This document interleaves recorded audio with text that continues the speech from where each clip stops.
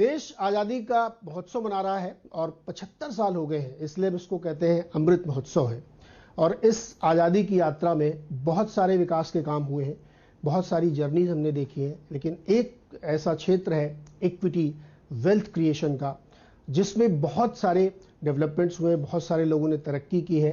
उस तरक्की की यात्रा में कुछ ऐसे लोग हैं जिन्होंने मदद की इक्विटी कल्चर को बढ़ाने में, आगे बढ़ने में मदद की और लोगों को संपन्न समृद्ध करने में बहुत मदद की है। आज ऐसे ही एक शख्स से आपकी मुलाकात कराते हैं जिनका नाम है सुनील सिंघानिया।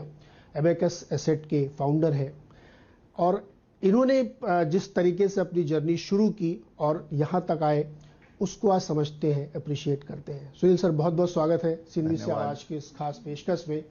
तो जैसा कि हम लोग कह रहे हैं कि अमृत महोत्सव है ये, और इस अमृत महोत्सव में वेल्थ क्रिएशन की एक बड़ी जर्नी हम लेके चले हैं। आप अपना अनुभव हमारे साथ पहले छोटे में शेयर करिए कि किस तरीके से आपने इसको डेवलप होते हुए देखा। धन्यवाद मुझे शो पे बुलाने के लिए, वेरी अप्रिशिएट। तो अगर आप भारत को देखें, आपने जैसे कहा है 75वां साल है इंडिपेंडेंस का। अगर आप भारत की भी अगर जर्नी देखते हो, 1947 में हमें इंडिपेंडेंस मिला और 60 साल लगे हमको। 2007 तक हम $1 ट्रिलियन पहुंचे। अगला $1 ट्रिलियन को सिर्फ 8 साल लगा। तो जितनी वेल्थ हमने पहले 60 साल में बनाई, उतनी एज अ कंट्री हमने अगले 8 साल में बना दी। और उसके बाद वाला जो 1 ट्रिलियन है, उसको सिर्फ 6 साल लगे। तो आज 75 साल में हमने 0 से $3 ट्रिलियन तक का एक सफर तय किया है। और हर बार ये लगता है कि मार्केट ऑल टाइम हाई पे आ गया, अभी इसके बाद क्या, बट इकोनॉमी बढ़ती गई। तो जब जैसे मैंने मेरा करियर शुरू किया अर्ली 1990s में, तभी इकोनॉमी की साइज थी $250 बिलियन। आज हम $3 ट्रिलियन पे आ गए हैं। तो इकोनॉमी 10-12 गुना हो गई, बाजार 100 गुना हो गया। तब वो जर्नी में अगर आप बीएससी की इंडेक्स देखो और आज का इंडेक्स देखो, करीब करीब 100 गुना हो गया। तो आई थिंक पूरा देश एक फास्ट ग्रोथ ट्रैक पे आई थिंक चल रहा है। पहले हमारी ग्रोथ रेट 2-3% होती थी, फिर जो रिफॉर्म प्रोसेस हुए उसके बाद हमारी ग्रोथ रेट 6 से 8% लगातार चलती रही। और जो कंपाउंडिंग है वो हमने इकोनॉमी में भी देखी है, और जो भी इन्वेस्टर इंडिया पे पॉजिटिव रहा है और जो इन्वेस्ट कर मनी बना रहा है, उसकी वेल्थ तो और भी ज़्यादा कंपाउंडिंग हुई है। तो आई थिंक ये बहुत ही एक अच्छा अनुभव रहा है। लेकिन ये पास्ट टेंस है, फ्यूचर और भी अच्छा होगा। तो जब इस जर्नी की हम लोगों ने शुरुआत देखी, आप तो उसके गवाह थे और आपके हस्ताक्षर इस जर्नी में, तो पहले ये अमीर लोगों का या बहुत पैसे वाले लोगों का सेक्टर होता था कि इक्विटी के जरिए वो वेल्थ क्रिएट करें। लेकिन अब कुछ समय से, पिछले 8 डिकेड से हम कह सकते हैं कि बहुत तेजी से आम लोगों के बीच में ये पहुंचा है और लोग उसको अप्रिशिएट भी कर रहे हैं। म्यूचुअल फंड के जरिए, डायरेक्ट इक्विटी के जरिए, पीएमएस के जरिए बहुत सारे लोग आ रहे हैं। ये ट्रेंड आपको यहां से आगे और कैसे जाते हुए दिख रहा है? नहीं, आपने पहले सही कहा कि ये वेल्दी लोगों का बाजार था। उसका रीजन भी था। एक तो ये थोड़ा सा इसमें लॉन्ग टर्म सोचना भी पड़ता है और थोड़ा वॉलेटाइल होता है। मैं नहीं कहूंगा कि रिस्की होता है, बट वॉलेटाइल होता है। और उसके लिए आपको थोड़ी डिस्पोजेबल इनकम होनी चाहिए, जो आप हर साल 2 साल 3 साल के लिए आपको देखना नहीं पड़े उसको, जिसको आप 5-10 साल के लिए इन्वेस्ट कर सकते हो। तो वही अगर हम पीछे जाएं 90 के दशक में या अर्ली 2000 में, सेविंग्स बहुत ही कम होती थी लोगों की। और वो सेविंग्स है ना, हम ग्रो हो रहे थे तो लोगों को घर भी बनाना था, लोगों को गाड़ी भी लेनी थी। आई थिंक वो सब जरूरतें ज़्यादा बड़ी थी।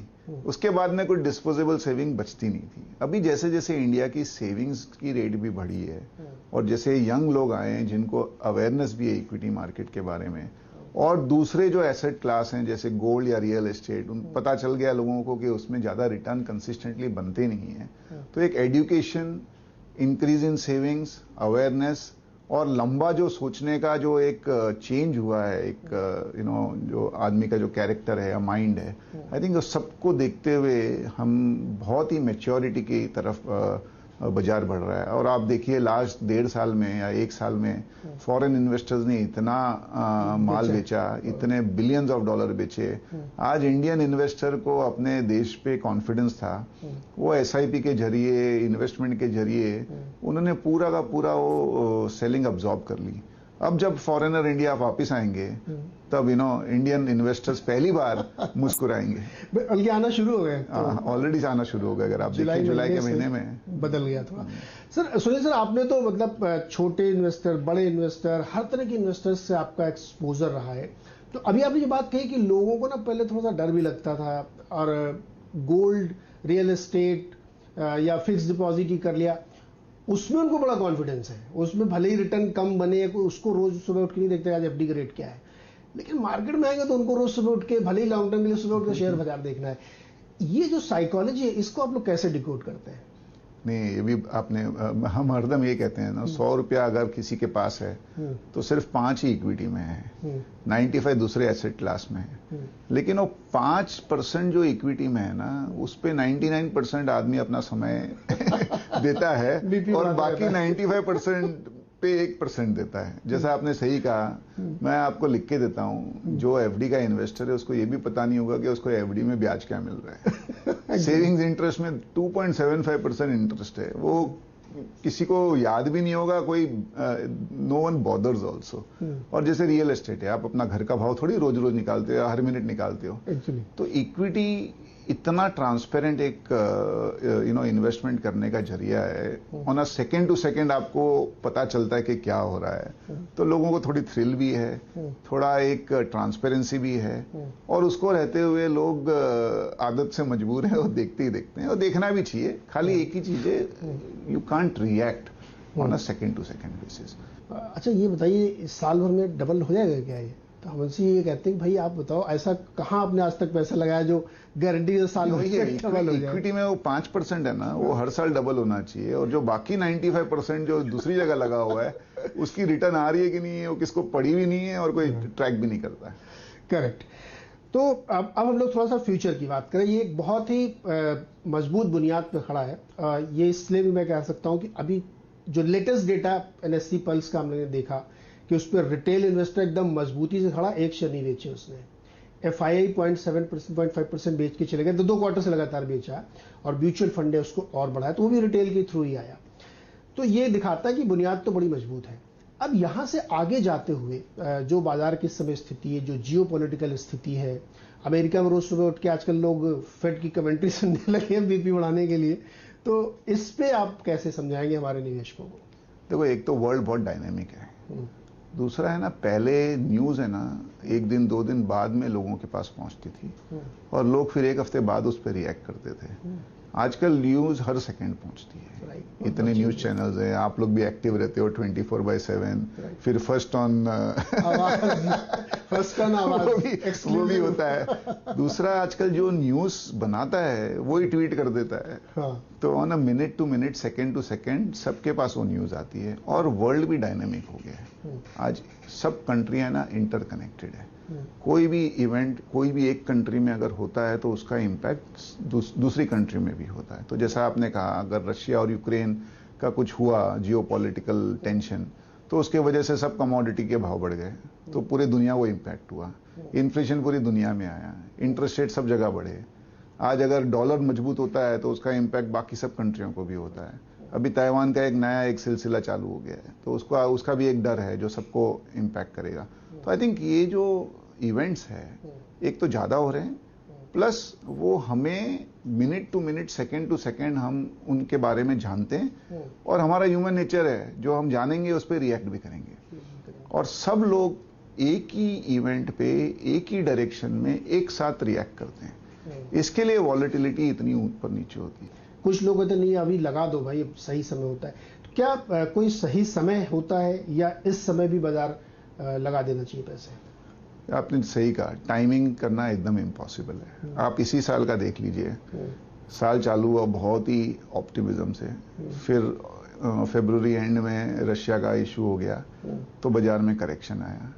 मई और जून बहुत ही खराब गए, और जून में लग रहा था बाजार अभी और गिरेगा, और ऐसा यू टर्न मारा कि 1 महीने में ही सेंसेक्स 6-7 हज़ार पॉइंट बढ़ गया, निफ्टी 2000 पॉइंट बढ़ गया। तो बहुत डिफिकल्ट है ये, और ये हमें मानना चाहिए। आई थिंक रिटेल इन्वेस्टर के लिए सिप्स के से बेस्ट कुछ नहीं हो सकता। सिस्टमेटिक इन्वेस्टमेंट प्लान, जहां आप हर महीने कुछ ना कुछ इन्वेस्ट करते जाओ, उससे अपने आप ही आपका ऊपर नीचे जो बाजार है वो एक स्मूदन हो जाएगा।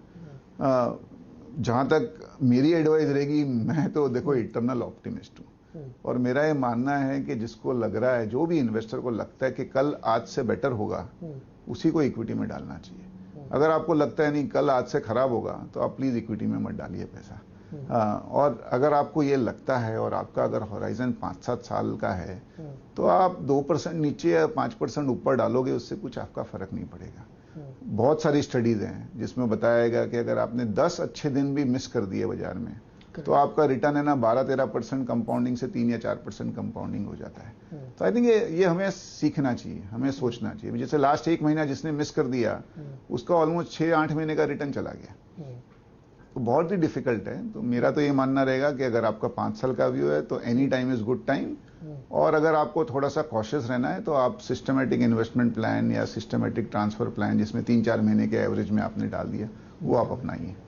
एक छोटा सा ब्रेक लेंगे यहाँ पे, और ब्रेक से वापस आएंगे तो सुनील सर से ये बातचीत होगी कि कौन से सेक्टर्स पर नजर रखनी चाहिए, कौन सी डिसरप्शन की थीम आ रही है, क्या नया आइडिया है इस मौके पर जहां पे ध्यान रखना चाहिए। छोटे से ब्रेक के बाद।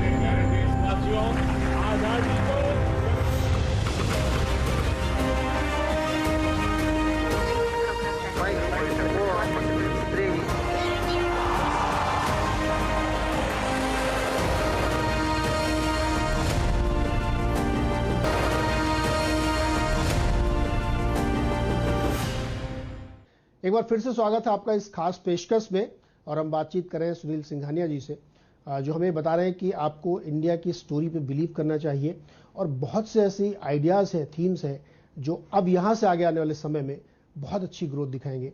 तो उसी के बारे में समझते हैं। सुनील सर, इंडिया की ग्रोथ स्टोरी, बहुत सारे काम हो रहे हैं, कुछ जगह पे पैराडाइम शिफ्ट है, एकदम बिल्कुल नई चीज़ आ रही है। जैसे ऑटोमोबाइल में एक नई थीम चल रही है, एनर्जी में नई थीम हाइड्रोजन की शुरू हो गई है, आईटी में भी अब सर्विस के अलावा प्रोडक्ट और डेटा में बड़ा फोकस हो रहा है। तो ऐसे नए आइडियाज आपको कौन से अच्छे लगते हैं इस वक्त जो इंडिया की ग्रोथ स्टोरी के साथ चल रहे हैं? देखो, एक digital world is here to stay.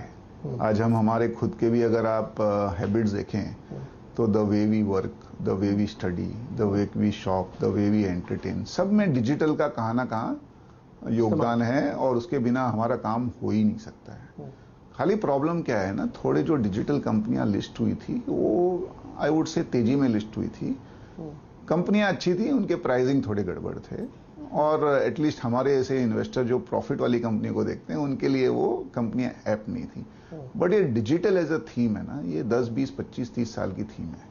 तो जब भी आपको मौका मिले, जब भी आपको कोई कंपनी मिले जिसमें विजिबल प्रॉफिट है, जिसमें ग्रोथ है, जिसमें मोट है, जिसमें एक बोलते हैं ना यूनिक चीज है, जिसके बिना आप वो पर्टिकुलर काम कर नहीं सकते हो, आई थिंक वो theme is going to be there for a long time. दूसरा, इंडिया में ना लास्ट 5-7 साल में है ना, कैपेसिटी बिल्डिंग ही नहीं हुई, क्योंकि सब कंपनियां थोड़ी तकलीफ में थी, इकोनॉमी में ग्रोथ नहीं थी, बैंक्स की हालत थी खराब थी, तो डेट नहीं मिल रहा था।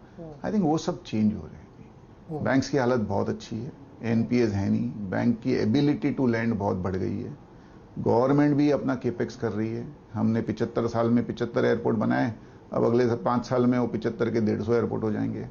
कम से कम 50 सिटीज में मेट्रो का काम चालू है, रोड तो हमने देखा ही है। बड़े बड़े स्टेट, उत्तर प्रदेश ने बोला है कि we want to be $1 trillion in economy. आज पूरा इंडिया 3 ट्रिलियन है, और अकेला यूपी ने एक टारगेट ले रखा है $1 ट्रिलियन इकोनॉमी का। तो आई थिंक ये जो कैपिटल गुड सेगमेंट है, उसमें बहुत साल बाद में एक लग रहा है कि थोड़ा सा मोमेंटम बिल्टअप हो रहा है। 6 महीने पहले तक लग रहा था नहीं, ये मेटल के भाव जब तक ऊंचे रहेंगे तब तक ये कैपिटल गुड्स वाले थोड़े सफर करेंगे। लेकिन आप इनका नसीब देखिए, एक तो ऑर्डर भी हैं, और अब मेटल के भाव सब 20-25% गिर भी गए हैं। तो आई थिंक नेक्स्ट 4-5 साल एक कैपिटल बिल्डिंग वाली जो थीम है वो भी बनेगी। फिर नई नई थीम है, जैसे अभी हम आज घर पे ऑर्डर करना सीख गए खाना, तो एक QSR वाली कंपनियां सब अच्छा चल रही है। अगेन इनके पी बहुत ऊंचे हैं, तो हम जैसे इन्वेस्टर थोड़े उनको डर डर के लेते हैं, बट एक फैक्ट है जो QSR की थीम है बहुत ही अच्छी थीम है। Financial markets including banks, insurance companies, इनमें बहुत ही बड़ा स्कोप है। पर्टिकुलरली बैंक्स में आप देखिए, बड़ी बैंक्स और स्ट्रांग हो गई है। क्योंकि लोगों ने ये रियलाइज कर लिया है कि अगर मैं किसी को पैसा देता हूं तो मुझे अच्छा ब्रांड चाहिए, मुझे स्टेबिलिटी चाहिए, सिस्टम्स बहुत अच्छे हो गए हैं, और आई थिंक ये फिनटेक का एक एडवांटेज मिल रहा है बड़ी बैंक्स को। आई थिंक वो भी एक अच्छा है। एक इंडिया के बारे में एक बहुत ही अच्छी चीज ये है कि इंडिया बहुत डाइवर्सिफाइड है, हमारे सब सेक्टर्स में प्रेजेंस है, IT, pharma, chemical, auto, cement, capital goods, तो चॉइस बहुत है। और I think for an investor that is very very important, you know. Last I think मैं ये कहना चाहूंगा, ये चाइना +1 थीम भी बहुत ही स्ट्रांग है, केमिकल वाली। I think across, it is not only chemical. तो क्या हो गया ना सर, पहले तो पूरी दुनिया को चाइना एक बोलते ना विलन के रूप में दिखता है, और अगर एक कंट्री है जो रशिया जैसे किसी और कंट्री पे अटैक कर सकती है वो है चाइना। ऐसा फीलिंग है, कंट्रियों की भी फीलिंग है। तो एनीवे उनको चाइना से अपना इंपोर्ट कम करना है, वो इमीडिएटली नहीं होगा, धीरे धीरे होगा। तो I think India will benefit in some sectors there. दूसरा, जो यूरोप में एनर्जी को लेके जो क्राइसिस है, उनके पावर कॉस्ट इतने बढ़ गए हैं दैट मैन्युफैक्चरिंग इन यूरोप थोड़ा सा एक्सपेंसिव हो गया है, तो उसका भी बेनिफिट इंडियन कंपनीज को मिल रहा है। आप देखिए Indian engineering companies, Indian chemical company जैसे आपने कहा, Indian even garments and consumer good companies, I think सब में बेनिफिट हो सकता है इंडिया को। आपने बड़ी दिलचस्प बात कही, कैपिटल गुड्स पे मुझे ध्यान है कि उस मंदी के दौर में भी वो जो 2 बड़ी वाली कंपनियां हैं वो लाइफ हाई पे चल रही हैं। हाँ, तो टेलविंड आ गया, एक तो एक्सपोर्ट्स बढ़ गए, प्लस ऑर्डर बुक अच्छी है, और मैंने बोला ना सोने पे सुहागा हो गया कि मेटल के भाव करेक्ट हो गए। तो ये जो थीम है सर, ये पकड़ना आप लोगों से हम लोग सीखते, जैसा अभी आपने एक्सप्लेन किया। नहीं, हमारे भी मिस हो गई सर, हमने भी नहीं पकड़ी। एक और थीम जो इस वक्त चल रही है, वो मतलब पता नहीं कितने दिन तक चलेगी, हो सकता चलती रहे, प्रीमियमाइजेशन हो रहा है इंडिया का।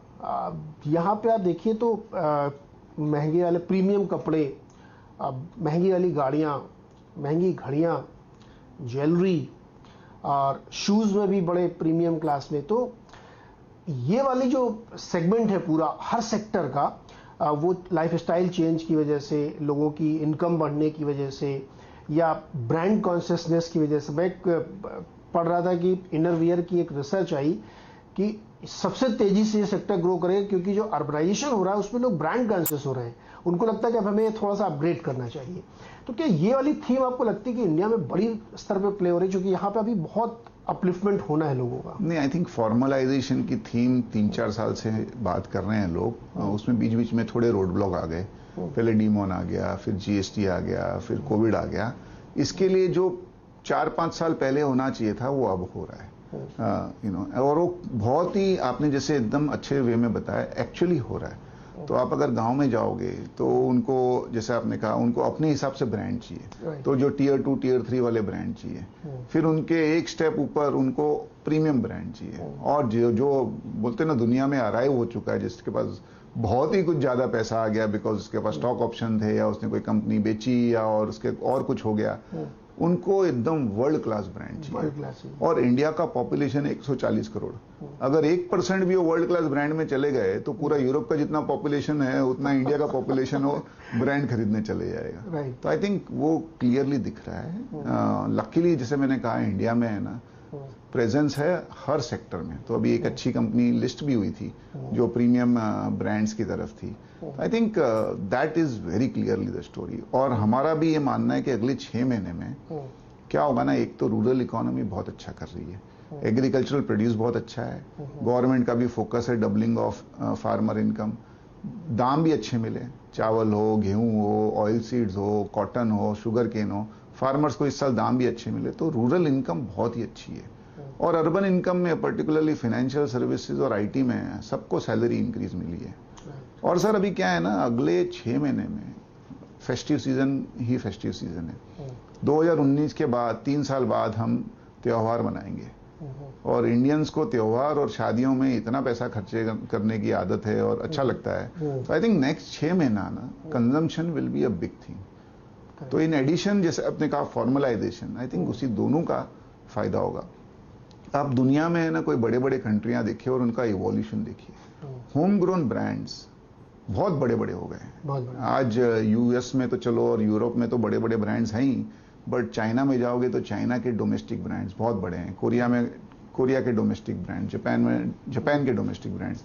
आई थिंक इंडिया में अभी भी जो इंडियन ब्रांड्स हैं वो बहुत ही छोटे छोटे हैं, और आई थिंक उधर अपॉर्चुनिटी है, क्योंकि जो वेल नोन ब्रांड्स है वो तो सब 70-80 पी में चल रहे हैं। ये जो सेकंड और थर्ड टियर ब्रांड्स है वो अभी भी 15, 20, 25 पी में मिल जाते हैं।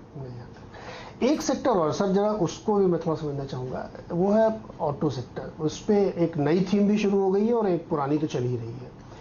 अब उसमें इन्वेस्टर जो है बहुत सारे लोग क्वेश्चन करते हैं कि इसको कैसे प्ले करें, नए वाले के साथ जाएं, पुराने वाले के साथ जाएं, एंसिलरी के साथ चले जाएं, या बैंक के थ्रू ही प्ले करें इसको। आप लोग कैसे इसको एसेस करें? बड़ा नया आइडिया है। तो अगला 6-8 महीना तो बहुत अच्छा है ऑटो के लिए, पर्टिकुलरली 4 व्हीलर्स के लिए, क्योंकि क्या हो गया था, एक तो पेंट अप डिमांड थी, सेमीकंडक्टर नहीं मिल रहे थे, लास्ट ईयर कोविड के हिसाब से कोई ज्यादा गाड़ियां खरीद ही नहीं रहा था, वो सब घर से ही काम कर रहे थे, तो गाड़ियों की जरूरत ही नहीं थी। तो एक तो पेंट अप डिमांड है, तो वो पेंट अप डिमांड के वजह से सब कंपनियों की बुकिंग एकदम 6 महीने 12 महीने की हो गई है। और वही जो मैंने कैपिटल गुड्स में बोला, वो फायदा अभी गाड़ियों को भी हो गया कि आपके मेटल के भाव, आपके टायर के भाव, आपके कांच के भाव सब नीचे आ रहे हैं अभी। तो एक तरफ तो आपकी बुकिंग है, तो आपको भाव घटाने की जरूरत नहीं है, क्योंकि ऑलरेडी अगर 1-1 साल और 6-6 महीने की बुकिंग है तो आप दाम क्यों घटाओगे। और एक ये पूरा टेलविंड आ गया, plus market was light on auto. तो एक 6-8 महीने का एक बहुत अच्छा एक आपको आई वुड से एक सिक्लिकल आपको मिलेगा रन। लेकिन हमारा लॉन्ग टर्म व्यू ऑटो पे थोड़ा सा आई वुड से कॉशियस है, टू नेगेटिव है। उसके रीजन है, अगर आप दुनिया में देखोगे तो खाली जो ईवी वाली कंपनी है टेस्ला, उसी ने वैल्यू बनाई है, और वो तो 1% भी नहीं है टोटल सेल्स का, अगर आप नंबर ऑफ कार्स के हिसाब से देखो। लेकिन क्या एक कंसेप्ट है, जो डिसरप्शन अगर दिखता है ना, तो पी मल्टीपल नीचे जाते जाता है। तो मेरा ये मानना रहेगा कि आप है ना बहुत ज्यादा एक्साइट मत होइए। अगर आपको कोई करेक्शन में मिले तो 6-8 महीना 1 साल के लिए बहुत अच्छी थीम है, particularly direct auto. But otherwise जो डिसरप्शन होगा वो इसी सेक्टर में होगा। अभी हो सकता है कि कोई कंपनियां they also use that disruption to their advantage, जैसे इंडिया की भी ऑटो कंपनियां ने अपना ईवी का एक सेगमेंट बना लिया है। तो अगर वो ईवी सेगमेंट में अगर वो सक्सेसफुल हो गई तो वो ऑटो कंपनियां फिर भी आप 5 साल के हिसाब से देख सकते हो। अदरवाइज जिसका ईवी स्ट्रैटेजी नहीं है, वो ऑटो कंपनियां मैक्सिमम 6-8 महीने के हिसाब से आप बस एक सिक्लिकल मूव के हिसाब से ही देख सकते हो। परफेक्ट। सुनील सर, अब एकदम अंत में हमारे निवेशकों को इस अमृत महोत्सव के मौके पर आपका संदेश क्या है?